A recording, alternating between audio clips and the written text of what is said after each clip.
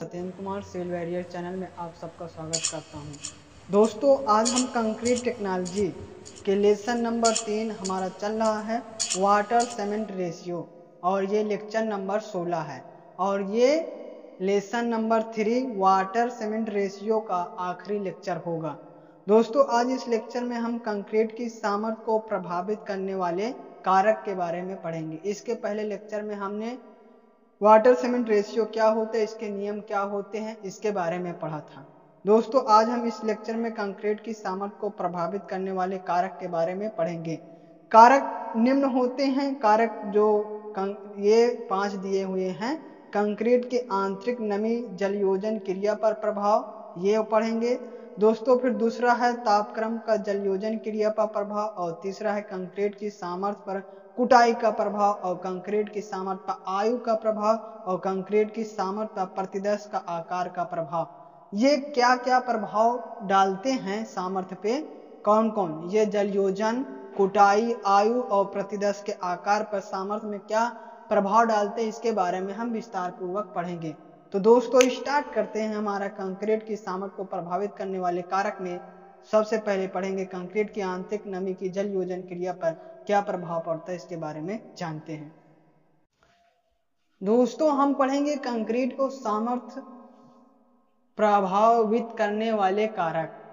तो दोस्तों, कंक्रीट की सामर्थ्य को निम्नलिखित कारक प्रभावित करते हैं। पहला है कंक्रीट की आंतरिक नमी जलयोजन की क्रिया पर प्रभाव, और दूसरा है तापक्रम पर जलयोजन क्रिया का प्रभाव, और तीसरा है कंक्रीट की सामर्थ्य पर कुटाई का प्रभाव, और चौथा है कंक्रीट की सामर्थ्य पर आयु का प्रभाव, और पांचवा है कंक्रीट की सामर्थ्य पर प्रतिदर्श का माप का प्रभाव। इसके बारे में विस्तार पूर्वक पढ़ेंगे। कौन कौन से हैं दोस्तों? 5 हैं कारक। सबसे पहले है जलयोजन, फिर दूसरा है ताप, तीसरा है कुटाई, चौथा है आयु, और पांचवा है प्रतिदर्श की माप, साइज पे कितना डिपेंड करता है, इसके बारे में पढ़ेंगे। तो दोस्तों, सबसे पहले हम स्टार्ट करते हैं कंक्रीट की आंतरिक नमी।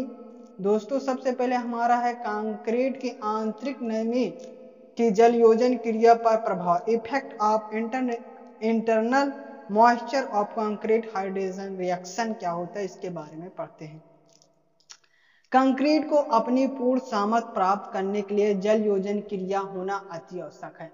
कोई भी कंक्रीट हो दोस्तों, उसको पूर्ण रूप से सामर्थ्य प्राप्त करने के लिए जलयोजन क्रिया, मतलब जल सीमेंट अनुपात जब तक क्रिया नहीं होगी तब तक कोई भी हमारा कंक्रीट सामर्थ्य स्ट्रेंथ नहीं होगा। जलयोजन के लिए सबसे महत्वपूर्ण अवयव क्या है? नमी होना आवश्यक है। जब तक जल सीमेंट अनुपात सही से कब होगा? जब तक उसमें वाटर सीमेंट रेशियो सही से होगा, मतलब पानी का अनुपात सही से होगा और उसमें नमी उपस्थित होगी। यदि नमी नहीं रहेगी तो जलयोजन क्रिया असंभव है। अतः जहां तक संभव हो हमें कंक्रीट को गीला रखना चाहिए, जिससे नमी विद्यमान रहे और जलयोजन क्रिया पूर्ण रूप से 28 दिन तक हो जाए और कंक्रीट पूर्ण रूप से सामर्थ्य हो जाए। दोस्तों, कंक्रीट को पूर्ण रूप से सामर्थ्य होने में, स्ट्रेंथ होने में कितने दिन के लिए जलयोजन क्रिया होना चाहिए? 28 दिन में कोई भी हमारा कंक्रीट है वो हमारा पूर्ण रूप से सामर्थ्य हो जाता है। इसलिए हमें ऐसा करना चाहिए कि 28 दिन तक वाटर सीमेंट रेशियो बना रहे और नमी हमें बना रहे। तो ये होता है नमी का जलयोजन क्रिया पर प्रभाव। क्या प्रभाव पड़ता है? यदि नमी नहीं रहेगी तो हमारा वाटर सीमेंट रेशियो क्रिया नहीं होगी, तो जिससे हमारा कंक्रीट सामर्थ्य नहीं होगी। दोस्तों, अब हम दूसरा बात करेंगे तापक्रम का जलयोजन क्रिया पे प्रभाव। दोस्तों, हम दूसरा बात करेंगे तापक्रम का जलयोजन क्रिया पर प्रभाव, इफेक्ट ऑफ टेम्परेचर और हाइड्रेशन रिएक्शन। जलयोजन क्रिया में तापक्रम का क्या प्रभाव पड़ता है, इसके बारे में जानेंगे दोस्तों।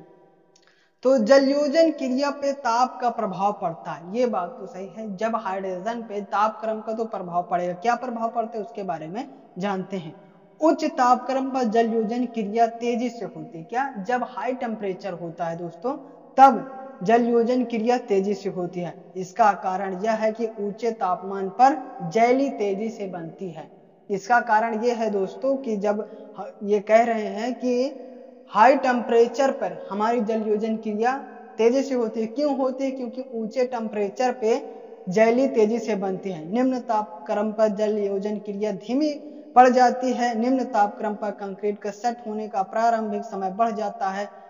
5 डिग्री सेल्सियस से कम ताप पर कंक्रीट बिछाना उपयुक्त नहीं होता है, क्योंकि इस कंक्रीट की सामर्थ्य ग्रहण करने की अत्यंत धीमी होती है।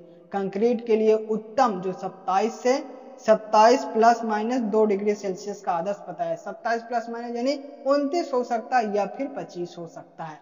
कुल मिला के हर तापक्रम का बहुत प्रभाव पड़ता है। यह प्रभाव पड़ता है दोस्तों कि कम होगा तो हमारी प्रारंभिक इनिशियल सेटिंग टाइम कम हो जाएगी और हमारा जल योजन क्रिया धीमा पड़ जाएगा। मगर जब तापमान हाई होगा दोस्तों, जब हमारा तापमान हाई होगा तो तेजी से होता है। क्यों होता है? क्योंकि जेली बनने में आसानी होती है। मगर हाई और लो के चक्कर में हमें नहीं पड़ना चाहिए। हमारा उपयुक्त जो आदर्श टेम्परेचर है वो है 25 से लेके 29 होना चाहिए, यानी 27 प्लस माइनस 2 होना चाहिए। तो ये था दोस्तों तापक्रम का जल योजन क्रिया पे प्रभाव, effect of temperature on hydrogen reaction पे। अब हम तीसरे पे बात करेंगे दोस्तों। तीसरे पे हमारा तीसरा इफेक्टिव है क्या है? कंक्रीट की सामर्थ्य और कुटाई का प्रभाव। कंक्रीट को सामर्थ्य होने पे कुटाई का क्या प्रभाव पड़ता है इसके बारे में जानते हैं। Effect of comparison on strength of concrete. तो कंक्रीट की कुटाई पूर्ण होना चाहिए। जो भी हमें कंक्रीट हमें यदि शुद्ध अच्छे से अच्छे स्ट्रेंथ चाहिए तो हमें जितनी अच्छी कुटाई करेंगे उतना अच्छा हमें स्ट्रेंथ प्राप्त होगा कंक्रीट का। तो कंक्रीट की कुटाई पूर्ण होने चाहिए, तभी जल सीमेंट अनुपात नियम रूप से लागू होता है। कंक्रीट के भीतर वायु फंसी रहने से इसकी सामर्थ्य घट जाती है, क्योंकि जब हम उसको कुटाई करते हैं, यदि सही से कुटाई नहीं करेंगे तो उसमें एयर रहेगा, और जब एयर रहेगा तो हमारी स्ट्रेंथ सही नहीं रहेगी दोस्तों।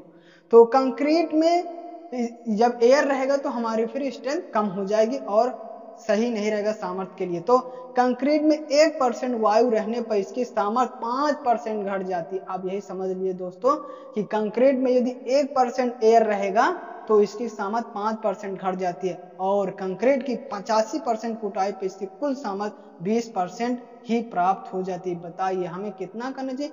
85% आप कुटाई करेंगे तब कहीं 20% आपकी स्ट्रेंथ प्राप्त होगी। मतलब हमें 85 प्लस करना चाहिए। जितना ज्यादा हमें कुटाई करेंगे उतना ज्यादा हमें स्ट्रेंथ प्राप्त होगी।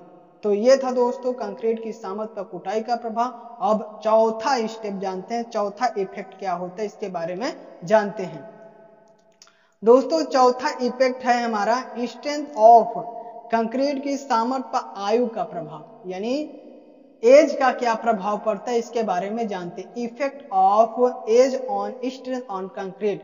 समय का क्या प्रभाव पड़ता है इसके बारे में जानते हैं।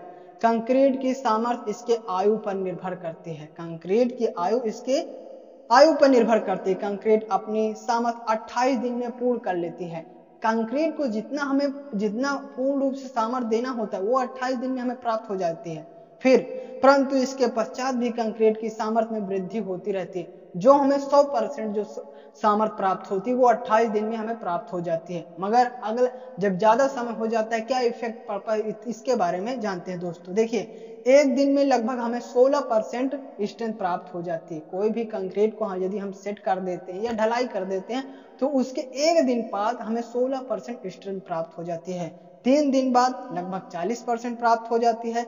7 दिन बाद लगभग 65% होती है, और 28 दिन पे हमें लगभग 100% प्राप्त हो जाती है। फिर 3 महीने पे 110% और 6 महीने पे हमें 115% और 1 वर्ष पर लगभग 120% होता है। मतलब 28 दिन में हमें जो भी सामर्थ्य प्राप्त होना रहता है वो हमें प्राप्त हो जाता है। कितना होता है? 100% हमें प्राप्त हो जाना चाहिए। तो इसलिए क्या करना चाहिए कि हमें तराई जो भी क्रिया होती है कंक्रीट के लिए वो 28 दिन तक करनी चाहिए, तभी हमें पूर्ण रूप से सामर्थ्य प्राप्त हो जाएगी। तो ये था दोस्तों चौथा था कंक्रीट की सामर्थ्य। कंक्रीट के सामर्थ्य होने में आयु एज का क्या प्रभाव पड़ता है इसके बारे में जाना। आखिरी स्टेप हम जानेंगे कंक्रीट की सामर्थ्य पर क्या प्रभाव पड़ता है। प्रतिदर्श यानी आकार, जो मिलावा उसमें एग्रीगेट डालते हैं कंक्रीट में उसके आकार पर क्या प्रभाव पड़ता है इसके बारे में जानते हैं दोस्तों। दोस्तों कंक्रीट की सामर्थ्य पर प्रतिदर्श के आकार का प्रभाव क्या पड़ता है? Effect of size of specimen of strength of concrete.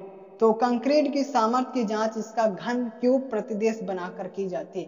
उसकी जो प्रतिदर्श साइज होती है उसमें किसमें नापा जाता है? घन क्यूब में मापा जाता है। कंक्रीट की मिक्स के लिए प्रतिदर्श जितना छोटे माप का होता है, ये इंपॉर्टेंट है दोस्तों, जितना छोटा होगा कंक्रीट की सामर्थ्य उतनी ही अधिक मिलती है। तो हमें एग्रीगेट कितना लेना चाहिए? हमें छोटा से छोटा लेना चाहिए जिससे हमें स्ट्रेंथ अधिक से अधिक मात्रा में प्राप्त हो। भारतीय मानक संस्थान द्वारा कंक्रीट की संपीड़न सामर्थ्य ज्ञात करने के लिए क्या संस्थान द्वारा कंक्रीट की संपीड़न सामर्थ्य ज्ञात करने के लिए 15 सेंटीमीटर घन की उपयुक्त निर्धारित किया गया है। किसका? 15 सेंटीमीटर घन क्यूब में उसका आकार मापते हैं। कितने? 28 दिन की तराई के पश्चात, ये नहीं 28 दिन के तराई के पश्चात उसका साइज मापते हैं। तो यदि प्रतिदर्श की माप 10 सेंटीमीटर घन है तो सामर्थ्य 10% घटानी पड़ती है। ये था दोस्तों हमारा कुल मिला के सामर्थ्य प्रतिदर्श के आकार पर क्या प्रभाव पड़ता है। ये प्रभाव पड़ता है कि 15 सेंटीमीटर घन क्यूब में मापते हैं।